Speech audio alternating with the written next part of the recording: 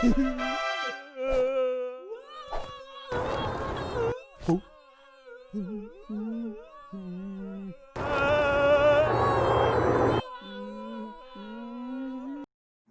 hari, kita dihadapkan dengan masalah-masalah yang mengharuskan kita mengambil keputusan.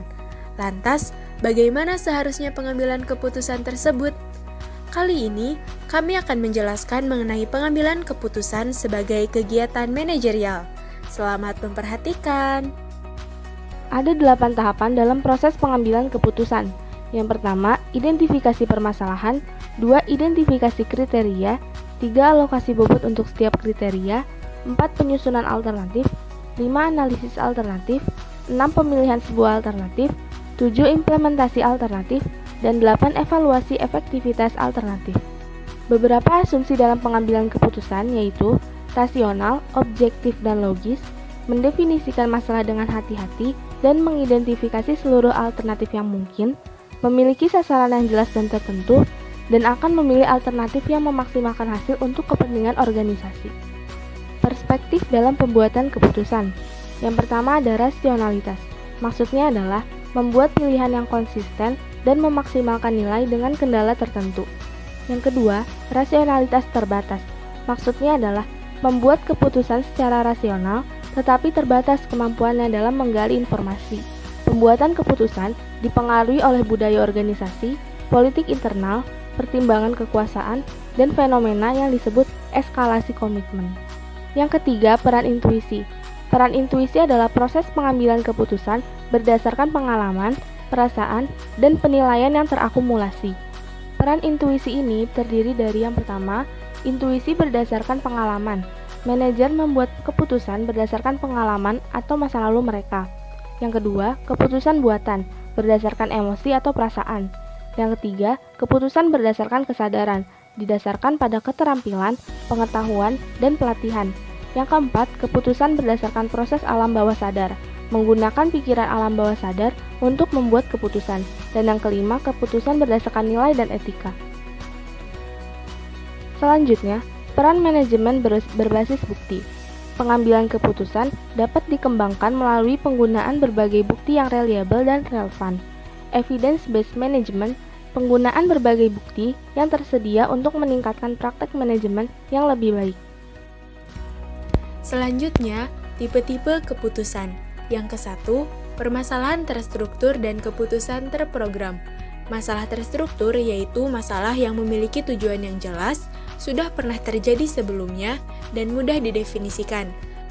Kemudian, keputusan terprogram merupakan keputusan berulang yang dapat ditangani dengan pendekatan yang rutin, serta manajerialnya tergantung pada 3 tipe keputusan terprogram, yaitu yang pertama, prosedur, yaitu langkah untuk menyelesaikan masalah terstruktur. Yang kedua, aturan, yaitu pernyataan tersurat tentang apa yang dapat dan tidak dapat dilakukan.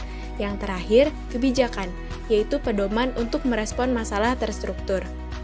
Tipe kedua yaitu permasalahan tidak terstruktur dan keputusan tidak terprogram. Masalah tidak terstruktur yaitu masalah yang baru atau tidak biasa dan informasi bermakna ganda atau tidak lengkap. Masalah ini juga memerlukan solusi khusus. Dan untuk keputusan tidak terprogram, yaitu keputusan yang unik dan tidak berulang, serta membutuhkan respon atau solusi yang unik pula. Dilanjut dengan perbedaan keputusan yang terprogram dan tidak terprogram berdasarkan karakteristiknya. Dilihat dari tipe masalah, keputusan terprogram terstruktur, sedangkan keputusan tidak terprogram tidak terstruktur. Berdasarkan level pengelolaan, keputusan terprogram levelnya lebih rendah, sedangkan keputusan tidak terprogram itu lebih tinggi. Berdasarkan frekuensi, keputusan terprogram itu berulang dan rutin, sedangkan keputusan tidak terprogram itu baru dan tidak biasa. Sedangkan jika dilihat dari informasinya, keputusan terprogram itu tersedia dengan mudah, dan untuk keputusan tidak terprogram itu ambigu atau tidak lengkap. Berdasarkan tujuannya, keputusan terprogram jelas dan spesifik, sedangkan untuk keputusan tidak terprogram itu tidak jelas.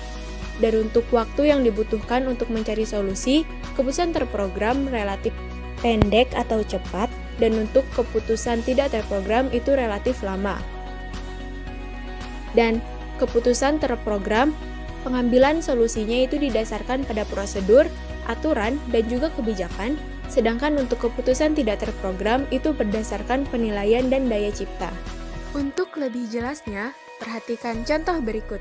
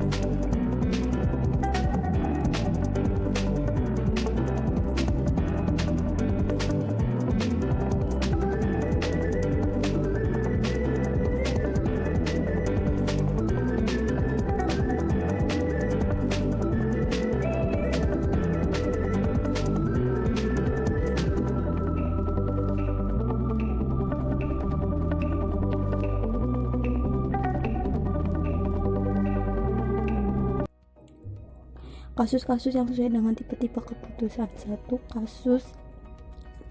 Kasus kewajiban TikTok dan Facebook membayar PPN termasuk dalam permasalahan tersebut dan keputusan terprogram karena memiliki tujuan yang jelas.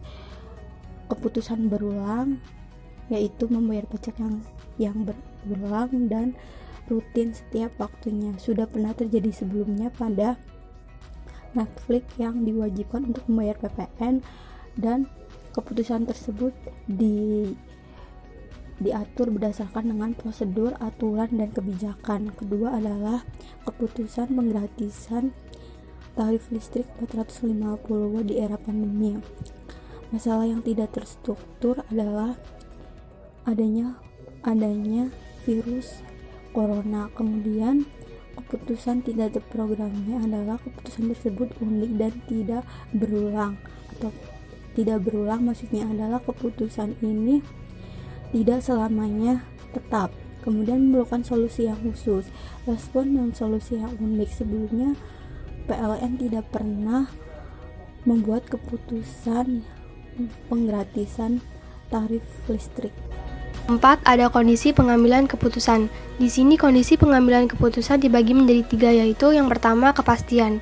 Keadaan ideal di mana manajer dapat membuat keputusan yang tepat atau akurat karena hasil dari seluruh pilihan alternatif keputusan sudah diketahui. Yang kedua, resiko. Sebuah situasi di mana manajer mampu memperkirakan kemungkinan hasil tertentu dari pilihan alternatif keputusan tertentu. Dan yang ketiga, ketidakpastian. Situasi di mana pengambil keputusan tidak memiliki perkiraan kemungkinan yang pasti atau masuk akal. Selanjutnya yang kelima, gaya dan tipe pengambilan keputusan. Dimensi gaya pengambilan keputusan itu ada cara berpikir dan toleransi terhadap ambiguitas.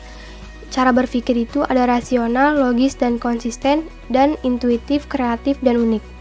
Kalau toleransi terhadap ambiguitas itu ada toleransi rendah, yaitu membutuhkan konsistensi dan keteraturan, sedangkan toleransi tinggi mampu memproses banyak pemikiran sekaligus. Bias dan kekeliruan pengambilan keputusan. Ada hand mistake, kemudian ada overconfident, terlalu percaya diri, menganut pandangan positif yang tidak realistis, kepuasan yang cepat atau immediate gratification, anchoring effect, efek berlabuh, mengabaikan informasi awal dan mengabaikan informasi yang berikutnya. Selective perception, selektif mengatur dan menafsirkan peristiwa yang berdasarkan pada persepsi mereka yang bias. Kemudian konfirmasi, mencari informasi yang menegaskan kembali pilihan yang lalu dan mengabaikan informasi yang berlawanan. Kemudian framing bias terbatas, memilih dan menggarisbawahi aspek tertentu dari suatu keadaan dengan mengabaikan aspek yang lain. Availability, bias ketersediaan, kehilangan objektivitas dalam pengambilan keputusan karena fokus hanya pada kejadian yang terjadi. Representation, bias perwakilan, menggambarkan analogi dari menilai kemiripan peristiwa berdasarkan pada seberapa dekat peristiwa tersebut menyerupai peristiwa lain. Kemudian random, bias keacakan, menciptakan makna yang tidak diketahui dari peristiwa acak. Kemudian sangkas error, kesalahan biaya, lupa bahwa tindakan yang sekarang tidak mempengaruhi kejadian yang lalu. Kemudian self-serving bias mandiri, menghargai kesuksesan mereka secara cepat dan menyalahkan pada faktor luar kegagalan. Dan tambahannya ada bias peninjauan ke belakang, hindsight bias, kesalahan meyakini bahwa suatu kejadian dapat diramalkan jika hasil aktual diketahui. Contoh biasnya adalah pada kasus program prakerja pemerintah, yaitu bias konfirmasi, mencari informasi yang menegaskan kembali pilihan yang lalu.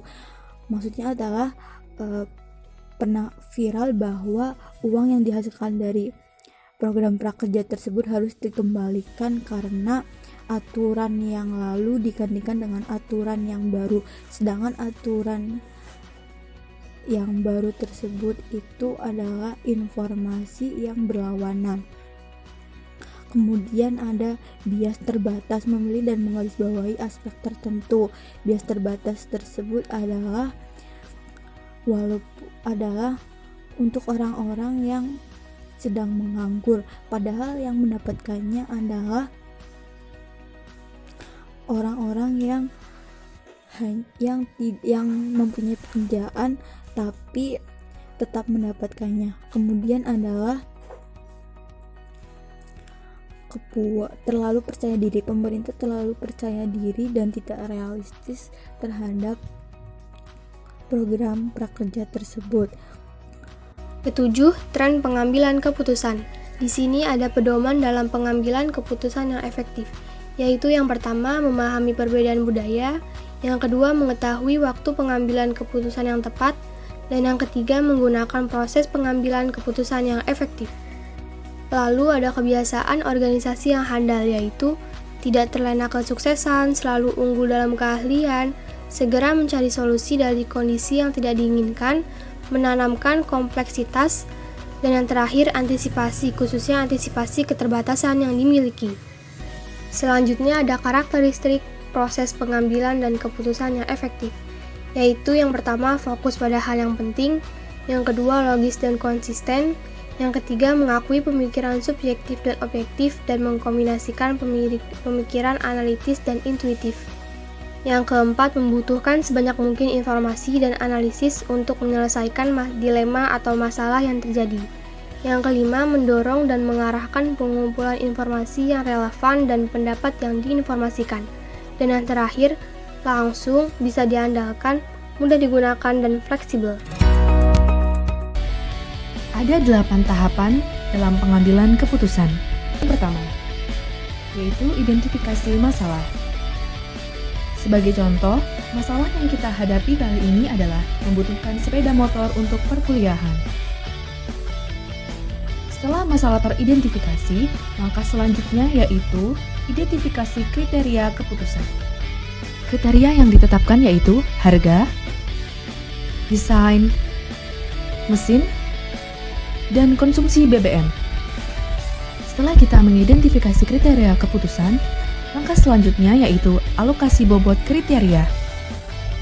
Sebagai contoh, harga diberi bobot 10, desain 5, mesin 7, konsumsi BBM 8. Setelah bobot dialokasikan di masing-masing kriteria, langkah selanjutnya yaitu mengembangkan alternatif. Contoh alternatif yang akan kita pilih yaitu Honda Beat, Honda Vario, Suzuki Next, Honda Scoopy, dan yang terakhir Yamaha Mio. Setelah kita mengembangkan beberapa alternatif, Langkah selanjutnya yaitu menganalisis alternatif. Pada tahapan ini, masing-masing alternatif diberikan nilai berdasarkan kriteria yang sudah kita tetapkan, sebagaimana contoh berikut. Selanjutnya, kita akan mengalihkan setiap penilaian alternatif dengan nilai pada kriteria bobot masing-masing. Setelah selesai menganalisis alternatif, kita akan melanjutkan untuk memilih alternatif. Memilih alternatif yang terbaik atau yang menghasilkan total tertinggi. Setelah memilih alternatif, tahapan selanjutnya adalah mengimplementasikan alternatif. Implementasi alternatif yaitu Honda Beat dengan jumlah skor 267. Tahapan selanjutnya adalah evaluasi keputusan. Evaluasi keputusan dari pemilihan Honda Beat yaitu harga terjangkau, desain yang menarik, mesin yang baik, dan juga konsumsi BBM yang irit. Maka, pengambilan keputusan sudah tepat dan sesuai dengan kebutuhan. Selesai sudah 8 tahapan pengambilan keputusan. Itulah contoh dari materi kita pada kali ini. Sekian dari kami, semoga bermanfaat. Terima kasih.